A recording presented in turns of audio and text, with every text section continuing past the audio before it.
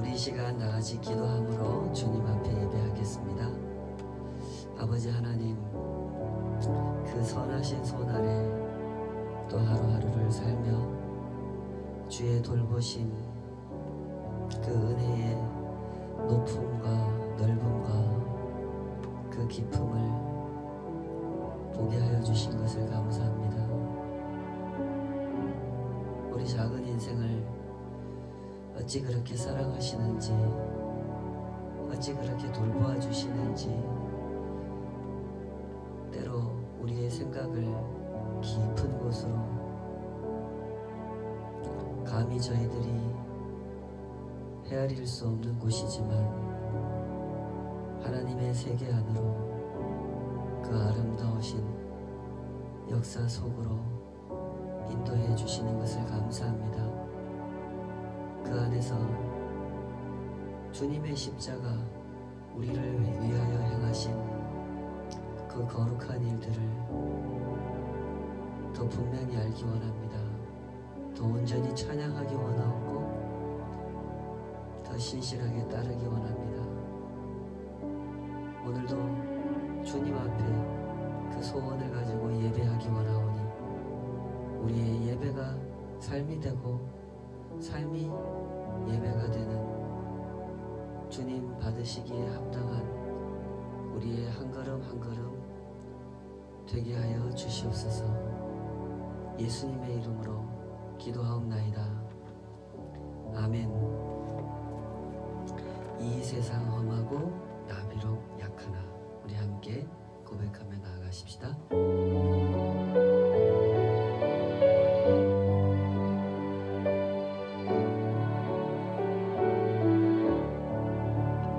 이 세상 험하고 나 비록 약하나 늘 기도 힘쓰며 큰 권능 얻겠네.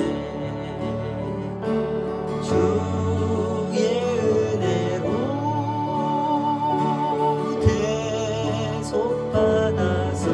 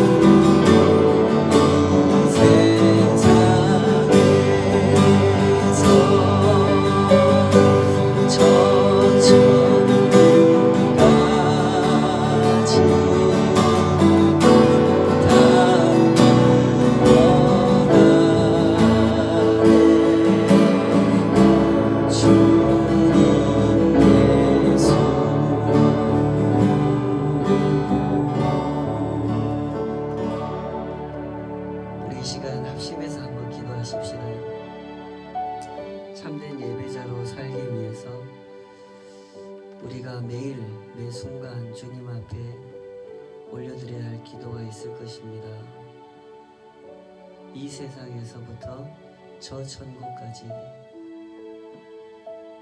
주님 닮기 원하는 그 한 걸음 한 걸음의 순례길이 어찌 우리의 일상과 동떨어진 상황에서 이루어질 수 있겠습니까? 누구 앞에서든지 어떤 일 앞에서든지 어떤 상황 앞에서든지 기도하게 하여 주시옵소서. 묵상하게 하여 주시고 주님의 뜻을 구하게 하여 주시옵소서. 예수님께서 겟세마네 동산에서 기도하신 것처럼 아버지의 뜻대로 되기를 원하나이다.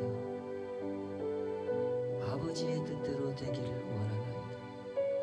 기도하신 것처럼 주님, 저희들도 기도하게 하여 주시옵소서. 우리 이 시간 주님 앞에 간절히 기도하십시다.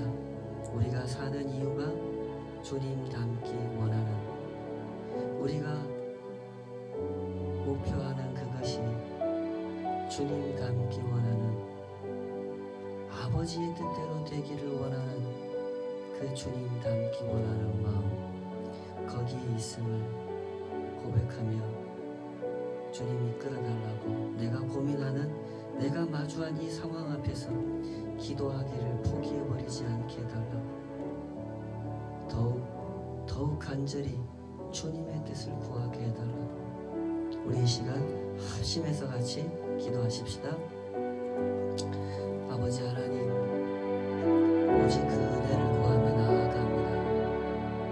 우리 일상에 얼마나 많은 기도가 필요하고 얼마나 진실한 묵상이 필요하며 그 성찰이, 그 결단이, 그 고백이, 그 순종이 우리에게 얼마나 간절히 필요한지 주님께서 아십니다. 그러나 주님, 기도하는 사람이 별로 없습니다. 주님의 뜻을 구하는 사람을 찾아보기가 어렵습니다. 여전히 내 뜻대로, 내 욕심대로, 내 마음대로 하고 싶은 주님, 우리는 그런 인생을 걸어갑니다. 우리 안에 있는 욕심의 정체를 분별할 수 있게 하여 주시옵소서. 우리 안에 있는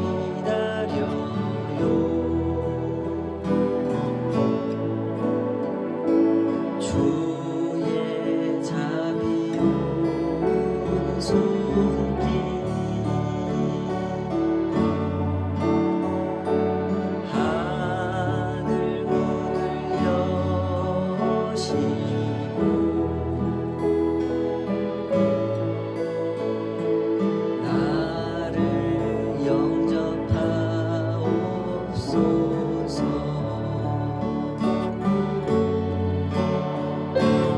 내가 주를 따를래요.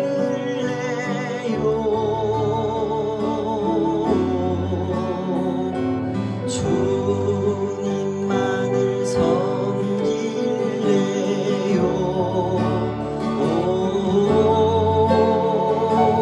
나의 맘을 받으소서.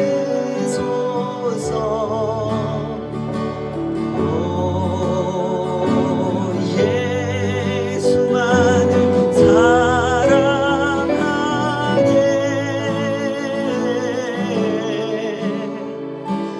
나의 몸을 받으소서.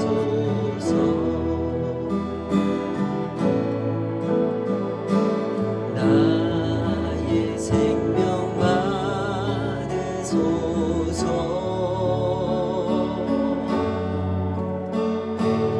온갖 충성 다하리니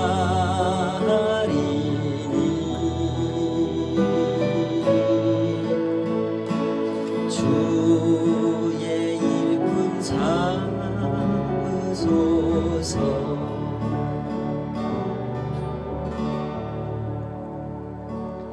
화려하지 않아도 정결하게 사는 삶, 가진 것이 적어도 감사하며 사는 삶, 내게 주신 작은 힘 나눠주며 사는 삶, 이것이 나의 삶의 행복이라오.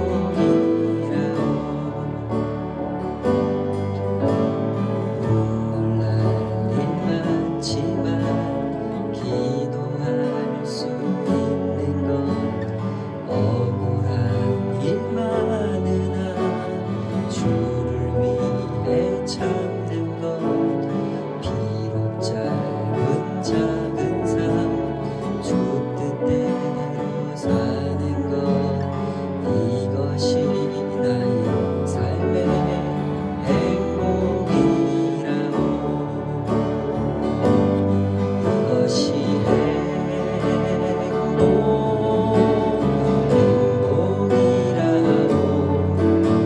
세상은 알 수 없는 하나님 선물, 이것이 행복이라오.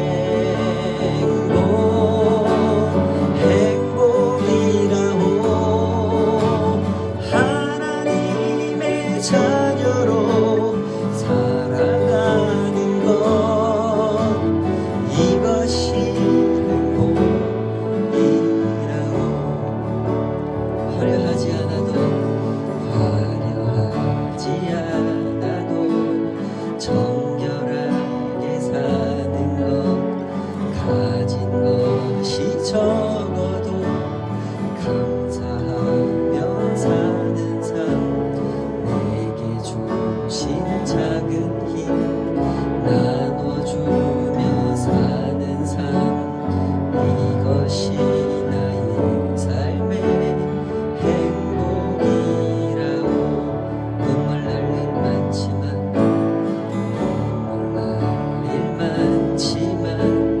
기도할 수 있는 것, 억울한 일 많으나 주를 위해 참는 것, 비록 짧은 작은 삶, 주 뜻대로 사는 삶, 이것이 나의 삶의 행복이라오. 이것이 행복이라오. 세상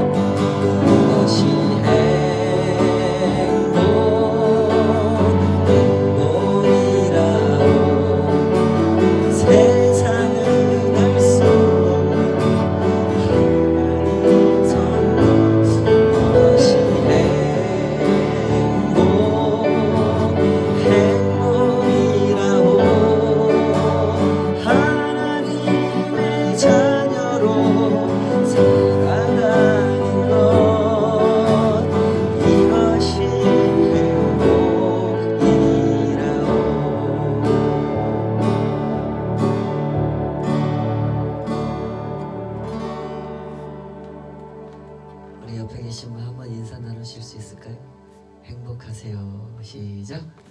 행복하세요. 주님 앞에 드린 예물 위해서 함께 기도하겠습니다.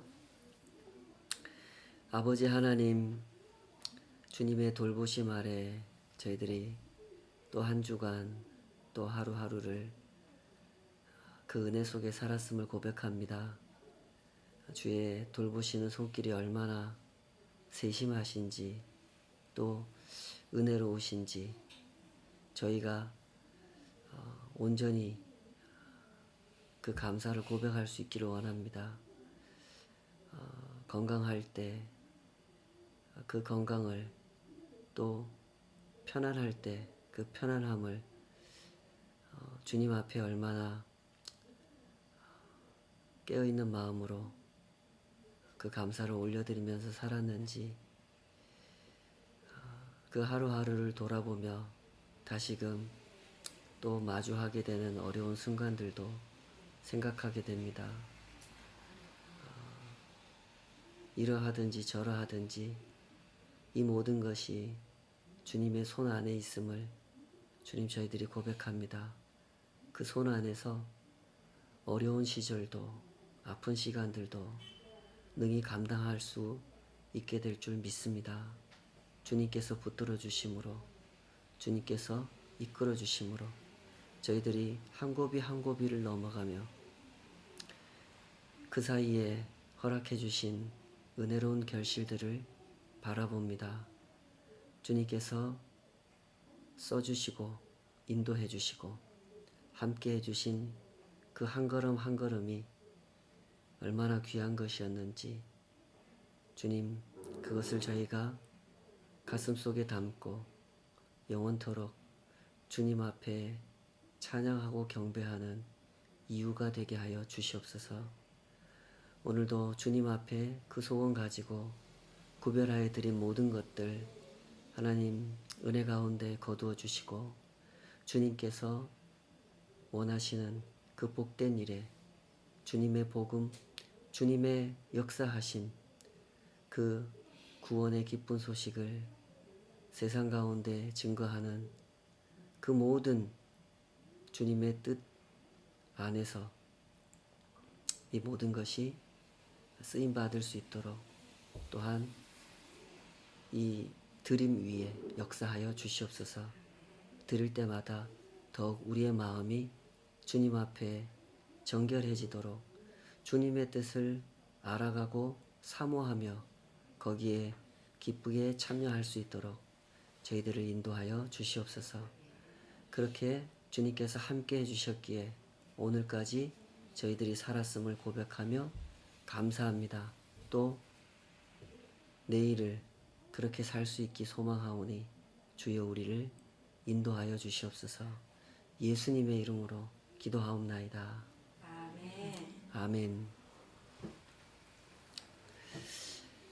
네, 오늘 주신 하나님 말씀은 누가복음 3장 1절에서 14절까지 말씀입니다. 누가복음 3장 1절에서 14절까지 다 찾으신 줄 알고 우리 한 목소리로 같이 읽겠습니다. 누가복음 3장 1절에서 14절입니다. 시작. 디베레오 황제가 통치한 지 15해 곧 본디오 빌라도가 유대의 총독으로 헤롯이 갈릴리의 분봉왕으로 그 동생 빌립이 이두레와 드라고니 지방의 분봉왕으로 루사니아가 아빌레네의 분봉왕으로 안나스와 가야바가 대제사장으로 있을 때에 하나님의 말씀이 빈들에서 사가랴의 아들 요한에게 임한지라. 요한이 요단강 부근 각처에 와서 죄사함을 받게 하는 회개의 심례를 전파하니 선지자 이사야의 책에 쓴 바 광야에서 외치는 자의 소리가 있어 이르되 너희는 주의 길을 준비하라. 그의 오실 길을 곧게 하라. 모든 골짜기가 메워지고 모든 산과 작은 산이 낮아지고 굽은 것이 곧아지고 험한 길이 평탄하여질 것이요 모든 육체가 하나님의 구원하심을 보리라 함과 같으니라. 요한이 침례받으러 나아오는 무리에게 이르되 독사의 자식들아 누가 너희에게 일러 장차 올 진노를 피하라 하더냐. 그러므로 회개에 합당한 열매를 맺고 속으로 아브라함이 우리 조상이라 말하지 말라. 내가 너희에게 이르노니 하나님이 능히 이 돌들로도 아브라함의 자손이 되게 하시리라. 이미 도끼가 나무 뿌리에 놓였으니 좋은 열매 맺지 아니하는 나무마다 찍혀 불에 던져지리라. 무리가 물어 이르되 그러면 우리가 무엇을 하리이까? 대답하여 이르되 옷 두 벌 있는 자는 옷 없는 자에게 나눠줄 것이요 먹을 것이 있는 자도 그렇게 할 것이니라 하고 세리들도 세례를 받고자 하여 와서 이르되 선생이여 우리는 무엇을 하리이까 하매 이르되 부받은 것 외에는 거두지 말라 하고 군인들도 물어 이르되 우리는 무엇을 하리이까 하매 이르되 사람에게서 강탈하지 말며 거짓으로 고발하지 말고 받는 급료를 족한 줄로 알라 하니라. 아멘. 오늘 주신 말씀으로 독사의 자식들아 이런 제목으로 말씀 증거하겠습니다. 목회자가 청중을 향해서 설교를 한다고 하는 것은 정치인이 유권자들을 향해서 정치 유세를 하는 것과는 다르고 선생님이 학생들을 향하여 가르치는 것과는 다르고 또 재판의 심의를 마친 판사가 판결문을 작성하여 읽는 것과는 다릅니다. 모두 다 언어를 사용하여 뜻을 전한다고 하는 점에서 특정한 대상을 염두에 두고 사용하는 언어라는 점에서 주어진 목적을 이루고자 사용하는 언어라는 점에서 그리고 그 이상의 여러 가지 측면에서 공통점도 분명히 존재합니다. 그러나 그럼에도 불구하고 목회자의 설교는 다른 사람들이 사용하는 언어와는 상당히 다른 점이 있습니다. 어떤 경우에 목회자는 청중을 위로하는 언어를 사용해야 되고 또 어떤 경우에는 청중을 꾸짖는 언어를 사용해야 하기도 하고 또 어떤 경우에는 청중에게 비전을 제시하고 도전하는 언어를 사용해야 하기도 하죠. 목회자의 언어가 다른 사람이 사용하는 언어와 다를 수밖에 없는 이유는 목회자가 청중을 향해 설교할 때 또 한 분 의식해야 하는 분이 계시기 때문에 그렇죠. 그분이 누군지 아시겠죠? 그분은 하나님이십니다. 설교를 한다고 하는 것은 목회자가 목회자의 믿음과 경험, 목회자의 생각을 전하기 전에 사실은 하나님의 말씀을, 하나님의 뜻을 전하는 것, 그것이 설교라는 얘기죠. 그래서 더 부담이 될 수밖에 없고 더 신중해야 되고 그래서 더 진실해야 하는 것이 목회자의 설교입니다. 가식적인 언어를 사용해서도 안 되고 위선적인 연극을 해서도 안 됩니다. 그래서 설교자는 설교문을 작성하는 일에 있어서 오랜 연구를 바탕에 두고 깊은 고민과 묵상을 겸하여서 삶의 경험을 통해서 확인하고 성찰하면서 글로 작성하여 표현이 적절한지 그렇지 않은지를 검토하는 그런 시간을 상당히 오랫동안 보낸 다음에 설교를 하게 되는 것이죠. 자, 그런데 어떻습니까? 그렇게 만들어진 설교가 듣는 사람들에게 항상 위로가 되고 감동이 되고 도전이 되는 그런 것은 아닐 겁니다. 그렇지 않을 때도 많죠. 설교자는 나름대로 잘 준비한다고 하지만 적절하지 못할 때도 있고 부족할 때도 있습니다. 이것은 비단 설교를 듣는 사람들만 느끼는 것은 아닐 겁니다. 설교를 하는 사람은 설교를 하는 사람이기 때문에 사실은 더 많이 느낄 수밖에 없고 그래서 설교자들은 종종 표현하기 어려운 좌절감을 느끼기도 합니다.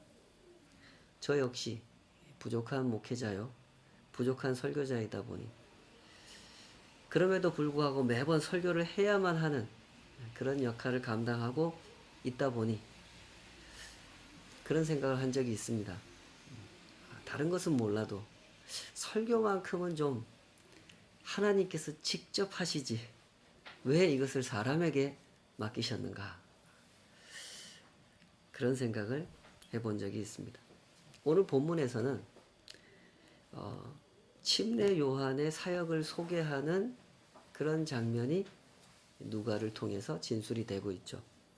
1장과 2장에서 요한과 예수님이 탄생하게 된 그 과정의 이야기들을 우리가 이제까지 살펴보지 않았습니까? 요한과 예수님이 이러한 시대에 하나님께서 맡기신 일을 어떻게 감당하게 될 것인지를 소개하는 이야기. 그것이 1장과 2장에서 들려준 내용이었습니다. 그리고 이제 3장에 들어와서 침례 요한의 사역을 소개를 하는데 이 장면에서 누가가 두드러지게 강조하는 것은 침례 요한의 설교 장면입니다. 오늘 우리가 본문에서 그 장면을 조금 같이 읽었는데요. 보셨다시피 이 침례 요한이 사용하는 설교의 언어를 보면 가히 충격적입니다. 그 대목을 우리 다시 한 번만 읽어보십시다. 조금만. 7절에서 9절입니다. 7절에서 9절 다 같이 한 목소리로 읽겠습니다. 시작. 요한이 세례받으러 나아오는 무리에게 이르되 독사의 자식들아 누가 너희에게 일러 장차 올 진노를 피하라 하더냐. 그러므로 회개에 합당한 열매를 맺고 속으로 아브라함이 우리 조상이라 말하지 말라. 내가 너희에게 이르노니 하나님이 능히 이 돌들로도 아브라함의 자손이 되게 하시리라. 이미 도끼가 나무 뿌리에 놓였으니 좋은 열매 맺지 아니하는 나무마다 찍혀 불에 던져지리라. 잠시 이런 생각을 해보게 되죠. 오늘날 어떤 설교자가 이런 언어를 사용한다면 과연 그 설교를 듣고 앉아있을 사람이 몇 명이나 될까? 그런 생각이 자연스럽게 들게 되는 그런 대목이죠. 요한의 설교를 보면 시작부터 아주 엄청나게 강합니다. 독사의 자식들아. 청중을 향해서 이렇게 외치고 있죠. 누가 너희에게 일러 장차 올 진노를 피하라 하더냐. 꾸짖으면서 시작합니다. 독사의 자식이라는 말은 그 당시 그 지역 유대인들이 사용하는 욕설이었습니다. 우리나라에서 흔하게 사용되고 있는 욕설과 아주 비슷하죠. 고대 유대인들은 하늘을 거룩한 세계로 여기고 땅을 그리고 흙을 더러운 세계, 천한 세계로 여겼습니다. 그런 인식을 가지고 있다 보니 그들이 그 더러운 동물의 대명사로 여기는 동물이 있었어요. 그 동물이 뭔지 아시겠죠? 그게 뱀이었습니다. 독사였죠. 뱀은 배를 땅에 대고 기어다니는 동물이지 않습니까? 그러다 보니 이런 욕설이 만들어진 것입니다. 간단히 말해서 너는 아주 더러운 존재다 라는 의미를 담은 욕설, 그것이 독사의 자식이라는 말이죠. 게다가 사람을 향해서 사람의 이름으로 불러주지를 않고 동물의 이름으로 부른다는 것 자체가 아주 심히 모욕적인 욕설일 수밖에 없죠. 그런데 그렇게 심한 욕설을 지금 설교자가 청중을 향해서 사용하고 있습니다. 도대체 요한은 어떤 설교자인 것일까요? 설교자가 청중을 향해서 이런 언어를 사용해도 되는 걸까요? 욕설이라고 하는 것은 설교자에게 적절한 언어가 아닙니다. 이건 누가 모르겠습니까? 모든 사람에게 적절하지 않지만 특히 설교자에게 그리고 성도들에게 적절하지 않은 언어, 그것이 욕설이죠.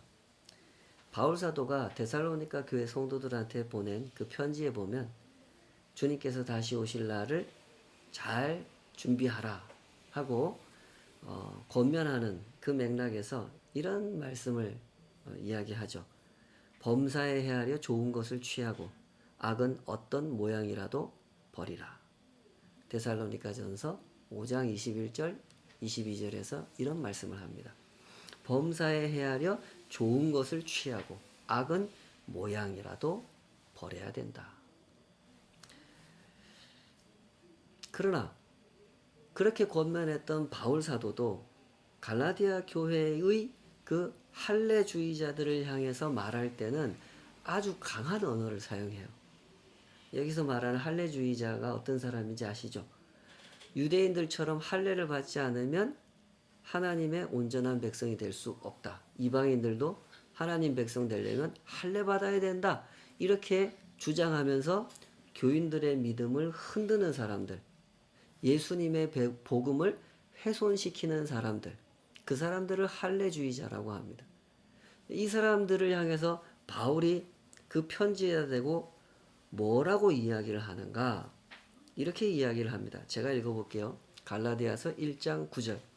우리가 전에 말하였거니와 내가 지금 다시 말하노니 만일 누구든지 너희가 받은 것 외에 다른 복음을 전하면 저주를 받을지어다. 바울이 지금 저주를 이야기하고 있습니다. 목회자가 어떻게 저주를 말할 수 있습니까?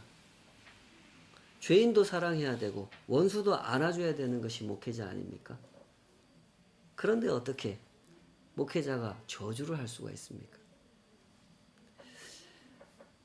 잘 보시면 아시겠지만 이게 상황이 다른 겁니다.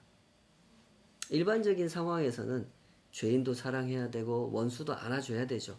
그러나 하나님의 복음을 훼손하는 사람들을 대할 때는 그런 사람들이 성도들의 마음과 믿음을 흔들고 있을 때는 그렇게 해서 하나님을 떠나게 만들고 십자가 복음을 부끄럽게 여기도록 만드는 상황에서는 저주를 해야 되는 거죠. 여기서 저주를 한다고 하는 것은 정말로 저주를 한다는 뜻이 아니라 경고의 뜻을 강하게 표현한다. 이런 의미라는 거 아시겠죠? 그 잘못의 중대함을 깨닫고 속히 돌이키기를 바란다. 라는 의미로 경고를 한다는 것. 그것을 저주라고 표현을 한 것이죠. 정말로 저주를 내리겠다. 이런 뜻은 아닌 겁니다. 성경에 보면 이런 언어들이 꽤 많이 등장합니다. 사실 이런 언어는 예수님도 사용하셨죠. 지독한 위선으로 똘똘 뭉친 그 바리새인들과 서기관들을 향해서 예수님은 아주 강한 언어를 사용하셨죠. 마태복음 23장 27절 화 있을진저 외식하는 서기관과 바리새인들이여. 여기 화 있을진저 이 말이 너희에게 저주가 있을지어다 라는 뜻입니다. 회칠한 무덤 같으니 겉으로는 아름답게 보이나 그 안에는 죽은 사람의 뼈와 모든 더러운 것이 가득하도다. 유대인들한테 제일 큰 욕이 그거예요. 너 더럽다는 거예요. 예수님이 지금 그런 강한 언어를 사용하고 계신 거죠. 이런 표현들은요, 말씀드렸다시피 일반적인 상황에서 일반적인 사람들을 향해서 쓰는 표현이 아닙니다. 특수한 상황에서 특수한 대상을 향해서 사용한 표현이죠. 지금 침례 요한이 사용하는 언어가 그렇습니다. 침례 요한은 좋은 예배당을 지어놓고 넓은 주차장 시설을 구비해놓고 세련된 안내위원들을 배치해놓고 1시간 안에 깔끔하게 끝나는 예배 서비스를 제공하는 곳에서 설교를 하는 사람이 아니었습니다. 그는 광야에서 들판에서 외치는 설교자였죠. 예배 안내위원도 아무도 없고 의자도 하나 없는 곳에서 그는 설교했습니다. 그런 요한의 설교를 듣겠다고 찾아온 사람들을 향해서 이 사람들이 얼마나 귀한 사람들입니까? 광야에서 앉을 의자도 하나 없는데 그의 설교를 듣겠다고 찾아온 사람들을 향해서 요한이 이렇게 강한 언어를 사용하는 이유가 무엇이겠습니까? 일반적인 상황이 아닌 거죠. 어떤 상황이었습니까, 그러면? 오늘 본문 1절, 2절에 보면 그 상황, 그 시대를 이렇게 소개하고 있어요. 1절, 2절, 약간 졸리는 것 같으니까 같이 한번 읽어보십시다. 1절, 2절, 시작. 디베료 황제가 통치한 지 15해, 곧 본디오 빌라도가 유대의 총독으로, 헤롯이 갈릴리의 분봉왕으로, 그 동생 빌립이 이두레와 드라고니 지방의 분봉왕으로, 루사니아가 아빌레네의 분봉왕으로, 안나스와 가야바가 대제사장으로 있을 때에 하나님의 말씀이 빈들에서 사가랴의 아들 요한에게 임한지라. 누가는 그 시대를 이렇게 정리해주고 있습니다. 자세히 깔끔하게 정리해서 보여주는 건 아니지만 분명하게 말하고자 하는 것이 있죠. 이 시대는 외세의 지배 아래 살아가고 있는 시대였다라는 겁니다. 모든 민족에게 있어서 외세의 지배를 받는다고 하는 것은 대단히 특별한, 그러면서도 괴로운 상황일 수밖에 없죠. 그러나 유대인들에게는 더더욱 특별한 의미가 있는 그런 상황이었습니다. 그것은 우리 유대인만의 문제가 아니라 그들이 그토록 신뢰하고 있다고 생각했던 하나님과 관련된 문제였기 때문에 유대인들이 외세의 지배 아래 살아가고 있다라고 하는 것은 특별한 의미가 있었던 겁니다. 유대인들은 오랫동안 고민했죠. 우리 유대라는 나라는 하나님의 나라인데 하나님께서 세워주신 왕이 있었고 그 다윗이라는 왕한테 하나님이 약속을 해주시기를 너의 자손이 대대로 이 나라를 다스릴 것이다. 이렇게 약속을 하셨는데 왜 기원전 586년에 그 나라가 망하고 난 뒤에 계속해서 외세의 지배 아래 놓였고 잠깐 뭔가 독립되는 것 같았다가도 또다시 이렇게 로마의 지배 아래 놓이게 되었는가? 왜 외세의 지배를 벗어나지 못하고 있는 것일까? 왜 이 땅에 하나님의 평화와 번영이 찾아오지 않는 것일까? 도대체 그 이유는 무엇일까? 그렇게 고민을 하다가 유대인들이 답을 찾았습니다. 그게 뭐죠? 저 로마가 문제구나. 저 강한 군대와 잔인한 진압 작전으로 작은 나라들을 삼켜버리는 저 초강대국. 그래, 로마가 문제야. 로마를 없애야 돼. 아, 저 정치가 문제구나. 신으로 추앙받는 로마 황제 디베리오. 세계사에서 이 사람 이름은 티베리우스 이렇게 불려지는 사람이죠. 그 티베리우스가 파견한 총독 빌라도 분봉왕으로서 땅을 쪼개가지고 다스리는 왕을 분봉왕이라 그래요. 유다를 다스리고 있는 헤롯의 아들들, 그들과 정치적으로 결탁한 유다의 제사장 안나스와 가야바, 이 썩어 빠진 정치가 문제야. 이 정치를 뜯어 고쳐야 돼. 유대인들은 그렇게 고민했고 거기서 답을 찾았습니다. 그렇게 생각하고 있던 때에 침례 요한이라는 인물이 등장한 거란 말이죠. 아, 이 썩어 빠진 정치를, 이 썩어 빠진 세상을 뒤집어 엎을 수 있는 그런 지도자가 등장했구나. 하나님께서 그런 지도자를 보내주셨구나. 그가 정말 그런 지도자인지 가서 설교를 들어보자 하고 모인 겁니다. 그런데 그 침례 요한이 그 사람들을 향해서 뭐라고 설교를 합니까? 시대가 악하다고 했냐? 정치를 뜯어 고쳐야 된다고 생각했냐? 이 독사의 자식들아, 잘 들어라. 뜯어 고쳐야 할 것은 너희 자신이다. 너희들이 가지고 있는 그 잘못된 확신, 아브라함이 하나님을 섬긴 것처럼 너희들은 하나님을 섬기지도 않으면서 우리는 아브라함의 자손이라고 생각하는 그 위선, 그 잘못된 확신을 먼저 버려라. 그래야 하나님께서 너희에게 하나님의 구원을 보여주실 거다. 하고 설교를 했던 겁니다. 그러느라고 요한은 이렇게 강한 언어를 사용해야 했던 것이죠.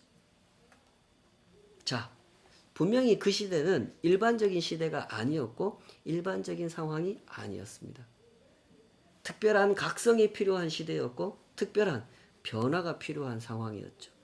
그러나 정작 변해야 할 사람들이 변하려고 하지 않았죠. 로마가 문제고 정치인들이 문제고 종교 지도자들마저 정치꾼으로 변해버린 이 현실이 문제라는 것은 알지만 내가 그 모든 문제의 일부분이라는 사실, 나 역시 그 문제의 중심에 서 있는 사람이라는 사실은 진지하게 성찰해 보려고 하지 않는 사람들. 침례 요한은 그 사람들의 심령을 깨워야 했던 겁니다. 그래서 아주 강력한 언어를 사용해서 설교해야 했던 것이죠. 그 설교를 요약하여 한마디로 표현하면 위선을 버리라는 겁니다. 그러므로 회개에 합당한 열매를 맺고 속으로 아브라함이 우리 조상이라 말하지 말라. 내가 너희에게 이르노니 하나님이 능히 이 돌들로도 아브라함의 자손이 되게 하시리라. 이미 도끼가 나무 뿌리에 놓였으니 좋은 열매 맺지 아니하는 나무마다 찍혀 불에 던져지리라. 그것은 한마디로 위선을 버리라는 뜻이고 거짓된 확신을 버리라는 뜻입니다. 침례 요한은 그것을 볼 수 있었습니다. 그들 안에 있는 위선, 그들 안에 있는 거짓 확신을 볼 수 있었죠. 하나님의 말씀이 빈들에서 사가랴의 아들 요한에게 임했기 때문에 요한은 그 진실을 볼 수 있었던 것이죠. 이사야 선지자를 통해서 주신 그 말씀을 요한은 가슴에 품고 그 말씀의 뜻을 이해하면서 그 말씀이 우리 유대인들을 향해서 두고두고 하신 말씀이 그 의미가 무엇인지를 그는 설교했던 것입니다. 누가복음 3장 4절에서 6절 요한이 인용하고 있는 이사야서 말씀, 이사야 40장에 나오는 말씀이죠. 우리 같이 한번 읽어보십시다. 3장 4절에서 6절입니다. 시작. 선지자 이사야의 책에 쓴 바 광야에서 외치는 자의 소리가 있어 이르되 너희는 주의 길을 준비하라. 그의 오실 길을 곧게 하라. 모든 골짜기가 메워지고 모든 산과 작은 산이 낮아지고 굽은 것이 곧아지고 험한 길이 평탄해질 것이요 모든 육체가 하나님의 구원하심을 보리라 함과 같으니라. 자, 유대인들의 문제가 뭡니까? 그들은 왜 위선에 빠져 있었고 왜 우리는 아브라함의 자손이다 라고 하는 그 거짓 확신에 빠져 있었습니까? 하나님의 말씀을 마음으로 받지 않았기 때문이죠. 이게 굉장히 중요한 이야기입니다. 오늘날도 설교 듣는 사람은 세상에 얼마나 많습니까? 그러나 하나님의 말씀을 그 마음으로 받는 사람은 많지 않습니다. 이미 700년 전에 이사야 선지자를 통해서 주신 말씀, 그 전에도 그 뒤에도 계속해서 일깨워 주신 말씀을 가슴으로 품고 받아들이지 않았기 때문에 유대인들은 그렇게 위선 가운데 살게 된 것입니다. 이사야라는 선지자는 알았지만 그를 통해서 주신 말씀은 몰랐고 예레미야는 알았지만 그를 통해서 주신 하나님 말씀은 마음으로 받으려고 하지 않았던 거죠. 하나님은 분명히 말씀하시기를 구원의 때가 올 것이라고, 그 때가 오면 모든 산이 낮아지고 모든 육체가 하나님의 구원하심을 볼 거다 라고 말씀하셨는데 유대인들은 그 말씀을 어떻게 들었어요? 그 말씀하신 그대로 듣지 않았어요. 유대인들은 언제나 유대인, 우리 아브라함의 자손들만 생각하면서 그 말씀을 왜곡하여 들었던 것이죠. 하나님은 온 세상을 염두에 두시고 모든 산이 낮아지고 모든 육체가 하나님의 구원을 볼 거다. 하나님은 항상 온 세상을 염두에 두시고 구원을 말씀하시는데 유대인은 언제나 유대인만을 염두에 두고 구원을 생각했고 유대인의 정치, 유대인의 경제, 유대인의 번영, 유대인의 행복만을 염두에 두고 구원을 생각했단 말이죠. 하나님은 분명히 주의 길을 준비하라 이렇게 말씀하셨잖아요. 주께서 오실 길을 곧게 하라 이렇게 말씀했단 말이에요. 그런데 유대인들은 그 말씀은 그냥 건너뛰어버려요. 듣고 싶은 말씀만 걸러서 듣고 듣고 싶은 대로 듣고 듣고 싶지 않은 마음은 그냥 건너뛰어버렸기 때문에 유대인들은 점점 더 깊은 위선에 빠지게 됐고 거짓된 확신을 스스로 굳게 붙잡았던 것입니다. 그래서 침례 요한은 이렇게 설교해야 했던 것이죠. 회개하라. 속으로 아브라함이 우리 조상이라 말하지 말라. 그래서 회개할 것이 없다고 하지 말아라. 회개하지 않는 자는 하나님의 도끼에 찍혀서 불태워 없어질 것이다. 하고 아주 강력하게 설교했던 것이죠. 오늘 우리는 이 한 가지를 꼭 기억했으면 좋겠습니다. 위선이라고 하는 것은 특별히 어떤 시대, 특별히 어떤 상황에 사는 사람들에게만 나타나는 현상은 아니라는 사실. 어느 시대, 누구나 가질 수 있는 것이라는 사실. 그것을 생각했으면 좋겠습니다. 1세기를 살았던 유대인들만 위선 속에 살았던 것은 아니죠. 사람들의 문제, 이 세상의 문제는 바로 여기에 있습니다. 나만 생각하면서 산다는 것. 거기에 있죠. 사람들의 생각, 사람들의 마음은 오직 나에게 집중되어 있습니다. 나의 편의, 나의 욕망, 나의 행복, 나의 가족, 나의 만족, 나의 민족, 나의 나라만을 생각하면서 나의 자존심을 중심에 두고 살기 때문에 그 어느 시대를 살건 어느 나라에 살건 상관없이 사람들은 깊은 위선에 빠지게 된다는 것. 우리는 그것을 생각해야 됩니다. 요즘 우리는 매일같이 뉴스에서 어떤 내용을 접하고 있습니까? 공직자들의 부동산 투기를 다루는 뉴스를 접하고 있죠.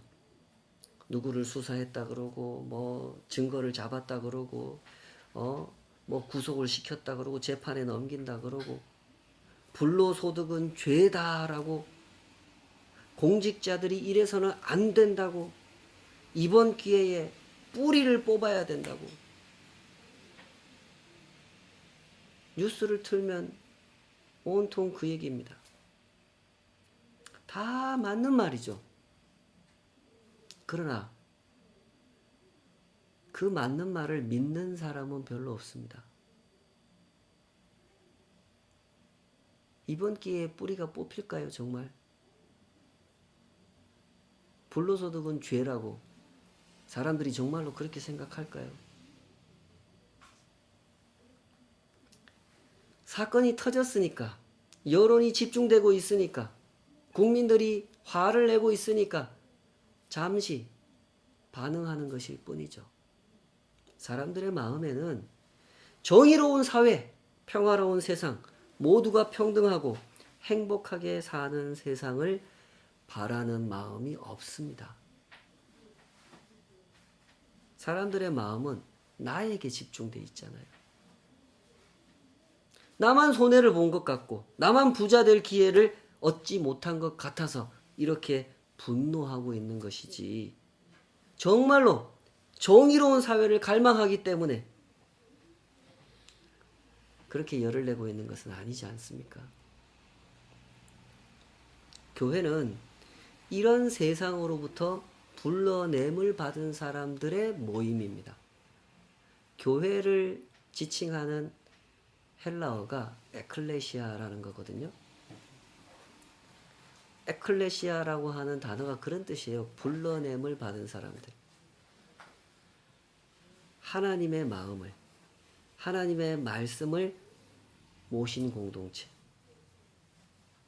우리 안에 있는 위선을 깨우쳐 주신 그 말씀, 그 은혜를 감사하면서 더 이상 이 세상 죄인들의 그 위선 속에 함께 참여하는 삶을 살고 싶지 않은 사람들.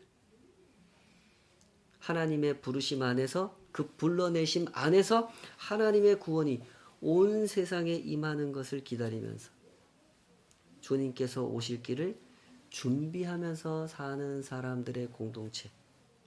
그것이 교회죠. 거기에 모인 사람들이 성도입니다. 그러므로 교회는 배워야 됩니다. 듣고 싶은 대로 듣지 않고 듣고 싶은 말씀만 골라서 듣지 않기 위하여 교회는 배워야 합니다.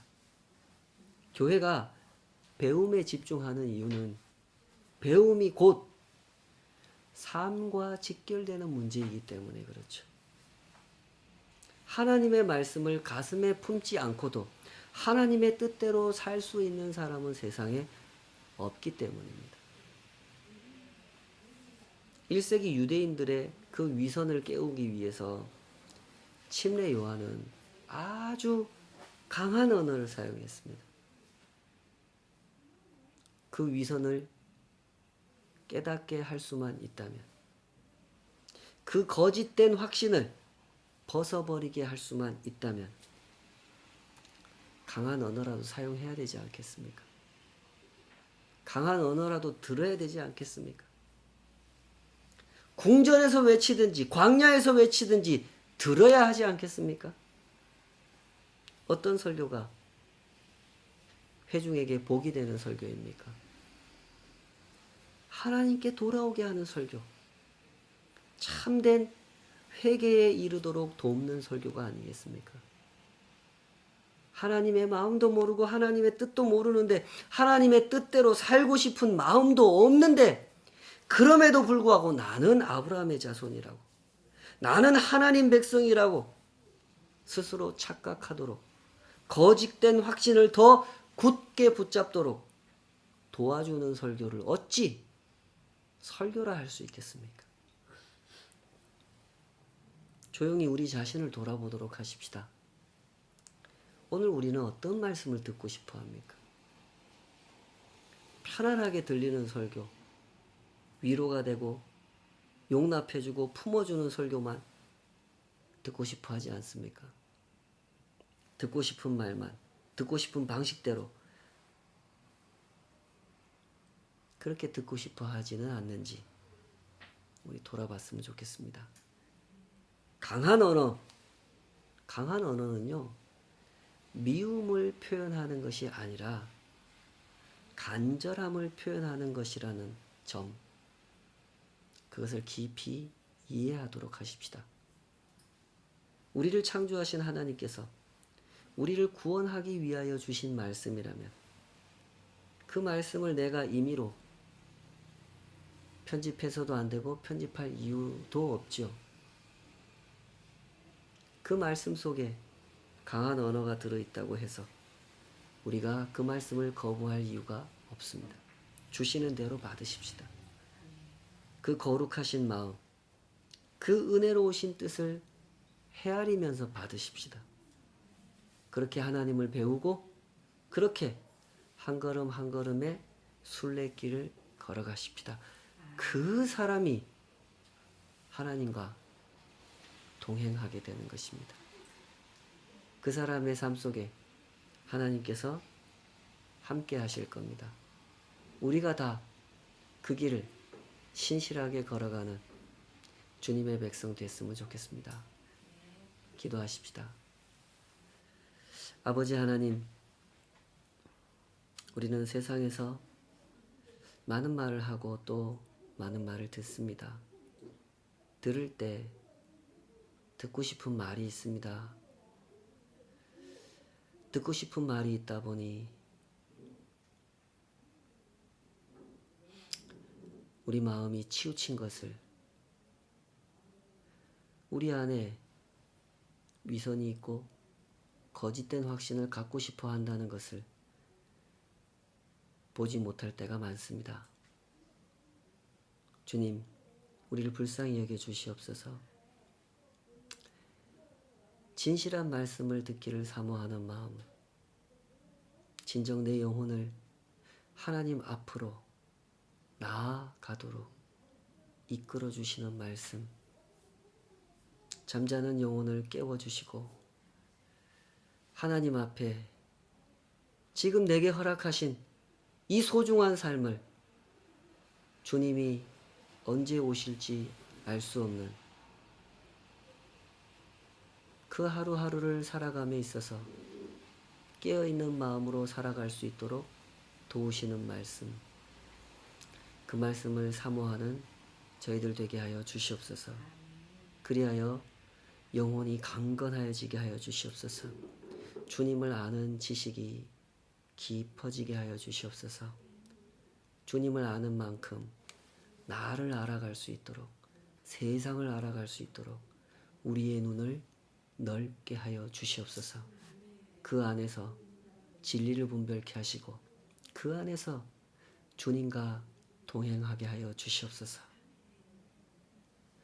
이제는 우리 주 예수 그리스도의 은혜와 아버지 하나님의 크고 높으신 사랑하심과 거룩한 언어, 때로는 강한 언어로 각 사람의 심령을 깨우시고 하나님 앞으로 나아오도록 인도하여 주시는 성령 하나님의 내주하시고 도전하시고 깨우시는 역사가 주님 앞에 한 사람의 예배자로 주님과 동행하는 자로 살아가기를 사모하는 모든 주의 백성들 삶 위에 이제로부터 영원까지 함께 하시기를 간절히 축원하옵나이다. 아멘. 아멘.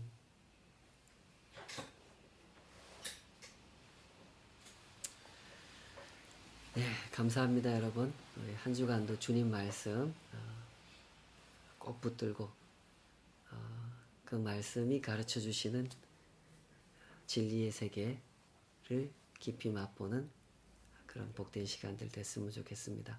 오랜만에 반가운 얼굴 한번 인사를 시켜드려야 될 것 같은데요. 예, 그 영상을 주일날 보시는 우리 성도님들은 어제가 되겠습니다. 저는 지금 이 영상을 토요일날 녹화를 하고 있는데요. 4월 3일 토요일 우리 조은수 군인이 제대를 했습니다. 잠시 인사 한번 시켜드리도록 하겠습니다.